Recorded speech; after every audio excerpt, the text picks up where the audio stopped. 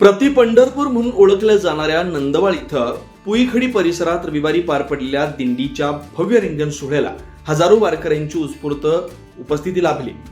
टाळ मृदुंगांचा गजर, हरिनामाचा अखंड जयघोष आणि अभंगाच्या सुरेल स्वरांनी परिसर विठ्ठलमय झाला। विविध दिंड्यांमधून आलेले वारकरी ज्ञानोबा तुकाराम आणि पांडुरंग हरीच्या जयघोषात तल्लीन झाले होते। फुगड्या, भजन, कीर्तन आणि अखंड नामस्मरणात सहभागी होत वारकऱ्यांनी भक्तीचा अनोखा आविष्कार घडवला। कोल्हापूर शहरासह जिल्ह्याच्या विविध भागातून भाविकांनी या सोहळ्यासाठी मोठी गर्दी केली होती। वारकरी संप्रदायाची शिस्त, समता, भक्ती आणि सामाजिक ऐक्य यांचं दर्शन घडवणारा हा रिंगण सोहळा भाविकांसाठी अविस्मरणीय ठरला। विठ्ठल नामाच्या अखंड गजरात आणि भक्तिमय वातावरणात पार पडलेल्या या सोहळ्यानं वारकरी परंपरेचं वैभव पुन्हा एकदा अनुभवायला मिळालं।